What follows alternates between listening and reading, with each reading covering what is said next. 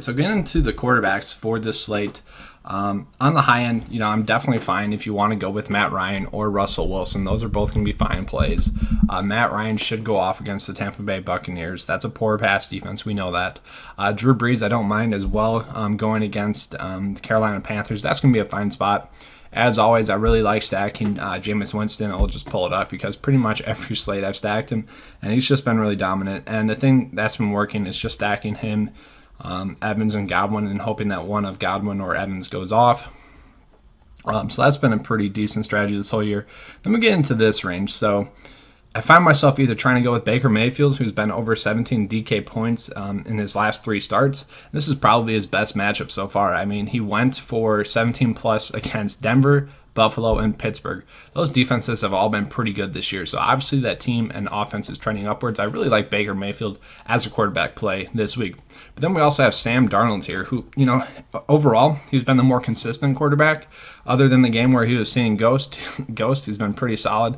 And he gets another easy matchup. So the thing that we've liked about kind of Sam Darnold was his schedule that was coming up. So Miami, the Giants, and Washington the last 3 weeks. Obviously, he's been really solid the last 2 weeks. Now he gets Oakland, who's another poor pass defense. I expect him to go for 20 DK points again this week. So he's going to make for a strong play. You could definitely throw him in cash if you want to.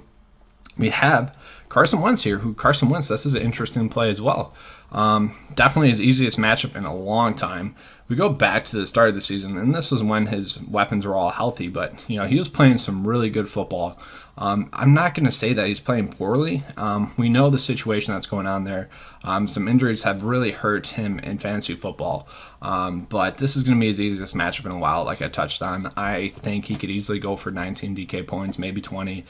We know he has that upside to go off, so I don't mind him as a play. All right, let's go lower. Nick Foles I'm fine with. Jeff Driscoll has been a value play. Played him a little bit. Definitely was overweight on the field the last 2 weeks. We'll pull it up. Why? Because we knew he was a running quarterback. And anytime you can get a running quarterback as as cheap of a price that he was, it was worth taking a risk on. Obviously, I didn't play him overly too much, but really just not a bad play at his price point going against Washington. I think there's better plays that we can go with that are equally as risky. Do you like Nick Foles going against Tennessee? Got Ryan Tannehill here on the other side of the football field. Don't mind him. We know Tannehill has been a stud since he's took over at the quarterback position. Still don't mind Kyle Allen. Yes, he struggled the last 2 weeks. Don't love the play, but he's still a low price point for a guy that should hit value at his price point. And then lastly, I don't love this. We got one more other play after this. This is what I'm talking about. There are just a ton of quarterbacks that we can and should stack on this slate. It's going to be more of a GPP week for me. Got Mitchell Trubisky. And Trubisky has really struggled in games that you thought he would struggle in. So that's the good thing here. And he's also played pretty well in the games that you thought he would do well in. We look at Washington, over 20 DK points. The Saints when they were not, the Saints when they were not good at defense earlier on in the year when they're kind of struggling, trying to figure out their identity, 20 DK points. And then, against Detroit, almost 20 DK points as well. So the matchups that we thought he would do poorly in, he has. The matchups that we thought he would do well in, he has. And so the Giants are a matchup that we think he would do well in, so I don't mind that play. The only worry is that if he does struggle, he could get pulled in favor of Chase Daniels. And then Dwayne Haskins. I always try to find that under 5K quarterback that we can get away with playing. I do think that Dwayne Haskins could hit value here. Maybe 15 DK points, Nothing great here. Detroit's defense has been poor, but Dwayne Haskins does really struggle as a quarterback so far this year. So I think I'd just rather go with Detroit's defense.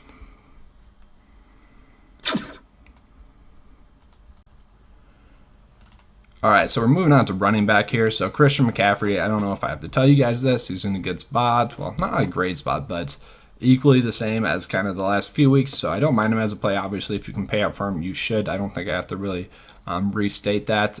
We got Alvin Kamara here. So Alvin Kamara is going to be a decent play as well. The thing that I liked about him is last week he did really well against a Tampa Bay Buccaneers defense that has been really good against the run, and he got used in the pass game like he typically does. So I do love his floor. He could easily go for over 25 DK points in this matchup. Should be a high scoring game. I really like Alvin Kamara this week. And then this is where it gets difficult. So if James Conner is out, Jalen Samuels is going to be a great play. He should get at least 15 DK points, so that's what I like. Saquon Barkley is definitely the cheapest he has been in a while. You got Ezekiel Elliott, who's extremely cheap as well. I don't know if we have to go those routes. I don't really want to. We got Derrick Henry and Chris Carson, who have actually been super consistent as well. I'm not going to play those two. But we got Le'Veon Bell here. Le'Veon Bell, yes, he's needed 2 touchdowns the last 2 weeks to kind of hit value. But this is going to be an easy matchup for him, like the last 2 weeks, where echo what I said with Sam Darnold. The same thing applies for Le'Veon Bell. I do think he'll continue to get used in the pass game. The only worry with Bell this week is that he saw his lowest snap total, but maybe that's a good thing. He's still going to get the same amount of touches. Maybe his legs will just be a little bit more fresh. So at his price point, I really do like him as a play. So I do want to mention Kareem Hunt here. And so I don't get it. So earlier in the year, we had people just beating the drum that Austin Eckler was a better running back than Melvin Gordon, which clearly wasn't true. Everyone knew that wasn't true. Like, I don't know. I never got that. It was just the weirdest thing. And then we had people saying that Nick Chubb was clearly a better running back than Kareem Hunt, which also was just like a head scratcher. I don't know what these people are seeing or where they're coming up with. I could see where you'd say Nick Chubb is slightly the better running back than Kareem Hunt, but we knew Kareem Hunt was the top 3 running back last year, so those takes were both kind of weird. And my point here is that Kareem Hunt is an elite talent in a great matchup. You don't have to think too hard to see him getting at least 15 DK points in this matchup. I don't love it, but that was just me more wanting to dwell on that horrible take that people had early on in the year. All right, so Tariq Cohen here.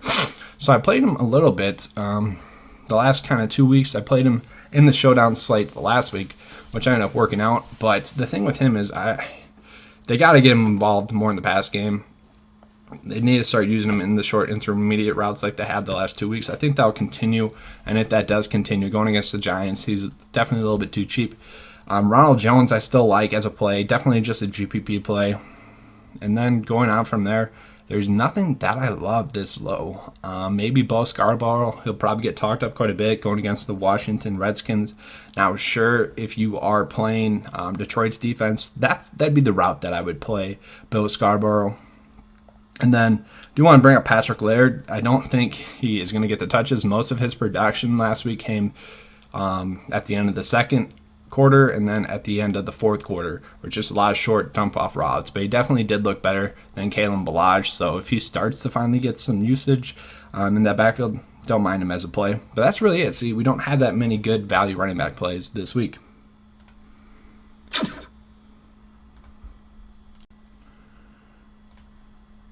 All right, let's move on to the receiver spot. So I don't really think I have to tell you guys. All of these guys right here are just in great spots. If you can pay them or pay up for them, you should. Obviously, if you're playing their quarterback, you just have to stack that player accordingly. Tyler Lockett's a little bit banged up. That might open some value lower on in the player pool. Like I said, I've been running Jameis Winston, Evans, and Godwin stacks pretty much the whole year. Odell Beckham Jr. is a play that I don't mind. This is going to be his easiest matchup of the year. Yes, he's got the questionable take, but I don't think we have to worry about that. The only issue with Odell is he's been consistent, getting over 10 DK points in every start except for 2. The only problem with this is the touchdowns haven't been there. Last week he was tackling on the 1. So if you think that OBJ is going to struggle still, I think you just roll with Jarvis Landry, who's a little bit cheaper. Going lower, if you're playing Mitchell Trubisky, I think you got to go ahead and play Allen Robinson. It's more of a game stack.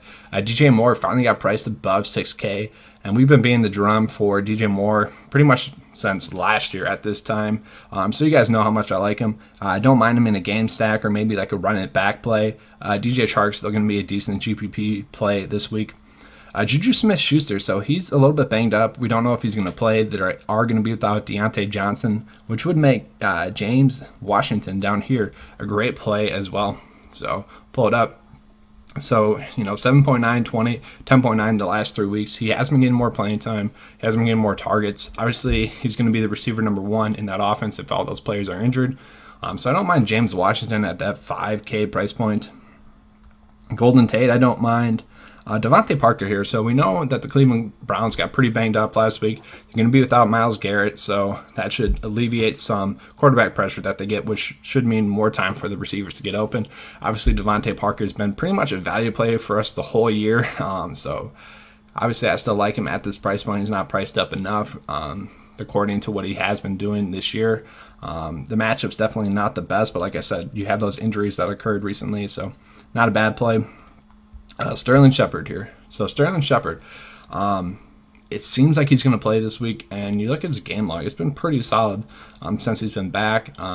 It's not the best matchup here, but with the tight end situation the way it is in New York, I don't think we have to. I don't think that it's hard to see Sterling Shepard having a solid week in his first week back. The only issue would be is if they limit him, then I think Golden Tate would be the play for sure. All right, getting lower here. So Tyler Gabriel is the play that I really like this low. He's been pretty solid this whole year. He had some duds early on, but since he's come back from injury, 9.3, 9.9, 13.8, 12.7. Now, it hasn't been great, but those matchups weren't the best, and he still was producing. The Giants matchup is going to be the best since Detroit, which he played pretty well in Detroit, but I do like this matchup, and I like the price point. I think the targets will continue to be there, and I think he's going to be a solid play for us this week. Nelson Agholor could be a great GPP play if he is active. He's a little bit banged up right now. I don't like that they priced up Russell Gage, and that kind of bums me out a little bit. But let's go lower here. So we'll talk about it. So Willis here could be an okay value play if Auden Tate is out. I don't love it. But possibly could hit value there. That's a tough matchup. He's definitely priced too low. Scotty Miller's been getting a ton of run here the last 2 weeks. You know, if he only gets 5.3 DK points at his price point, that's not going to kill you. Obviously, you're shooting for a touchdown, kind of getting lucky there. Let's go up a little bit more. Maybe Matt Collins gets some run if Nelson Agholor's out. Harmon here is a play that I want to pull up. So he's been getting a little bit more snaps the last 2 weeks as well. The production has been there a little bit. They should start playing their younger talent a little bit more. So he could be a play that could hit value at that 3.3 price point. That's not going to kill you. N'Keal Harry could be a decent play as well if the injuries that are looking like they could happen this week for the Patriots. It's looking like Sanu's going to be out. It's looking like Dorsett might be out as well. So Harry might not be a bad play. All right, guys. So getting to the tight ends, I still like Zach Ertz for the third straight week. We kind of predicted that he would have a resurgence here. Still not a bad matchup. Obviously, the targets should be force-fed to him once again this week with the receiver situation that it is. The price point is definitely priced up enough to where we don't have to get overexposure to him, but still don't mind the play. Let's go lower. So Jacob Hollister, we brought this play up too a few weeks ago. Said that he was going to be filling in for the Will Dissly role. That obviously held up, especially the prior 2 weeks. This is obviously it's not as bad of a matchup as San Francisco, but don't love it. And the price point is finally priced up enough. If you were playing Russell Wilson, I wouldn't mind that as a game stack. But the player I'd rather just go with is going to be Dallas Goedert. So Dallas Goedert, has been really consistent pretty much the last month, averaging well over 10 DK points. Just going to be a solid play at this price point. And, we could even go double tight end this week with another tight end that's a little bit lower. Pull him up. Ben Watson here. So Ben Watson is dominating the tight end snaps for the Patriots, and I already touched on the Patriots receiver situation, so seems like they're pretty banged up. I think that would lead to a couple more targets for Ben Watson, who's going against a defense that has really struggled against tight ends this year. That's pretty much their weak point is tight ends, so Ben Watson I do like at that price point. You could easily play him and Dallas Goedert for a cheap kind of think about it. So it's going to be 6.8K for maybe 20 DK points if you kind of stack those two. If you want to think about it that way, that's great play right there. And then going lower, there's nothing that I love too much. I will mention Scott Simonson as a kind of value tight end play. I probably won't play him too much, but it seems like he's going to be the starter in that offense. So maybe he gets 4.6 points. Maybe he gets lucky with it, like a 2-yard touchdown. Don't love that play, but I always like to try to give you guys a low value play, just depending on how your builds are coming that week. All right, so the defense, DraftKings kind of figured out this week that they can't have the free square defense anymore, or the 1.5K defense option anymore. So that's unfortunate. I don't mind the Steelers here priced up at 4K. I think I'd just rather pay down for the Bills. Obviously, the Bills have just been a solid defense this year. They haven't been like dominant DK wise or fantasy point wise, but they have actually been dominant on the field. So I don't mind that play. I love the Lions this week going against Dwayne Haskins. I already touched on this a little bit. Yes, the Lions have really struggled recently, and I hate the price bump, but DraftKings obviously knows how much Dwayne Haskins has struggled. They should get a few sacks. They should get a couple of turnovers. Maybe they get a touchdown as well. But the play I'm going to be rolling with the most is another value play. So it's going to be the Cincinnati Bengals here. So my thing with the Bengals is obviously matchup. So we know how banged up the Pittsburgh Steelers are now. The only reason I could see this play not working is if somehow Mason Rudolph uses that Thursday night game as kind of that extra motivation and he starts to play better. He should have had another touchdown. We had Johnny Holton really struggle last week. So I just don't see how the Bengals don't at least hit value at this price point. They shouldn't go negative. They should at least get 5 DK points. So at this price point, I don't mind that. That definitely frees up a lot of your build to maybe get CMC and both Michael Thomas into your build. All right, that's all I have for you guys this week. If you enjoyed the video, please give me a like and subscribe. As always, I do appreciate that. We do have the NFL DFS Patreon page membership package for you, $10 a month. And then also I do want to mention, if you sign up for the PGA membership, that's $5 a month, or if you're signing up for the combo membership, that's $14 a month. We will be starting to do some NBA DFS coverage, filling in for the PGA DFS coverage because that's going into a lull. So if you guys want that NBA DFS coverage, make sure to sign up. Thanks for watching, and as always, let's keep cashing, guys.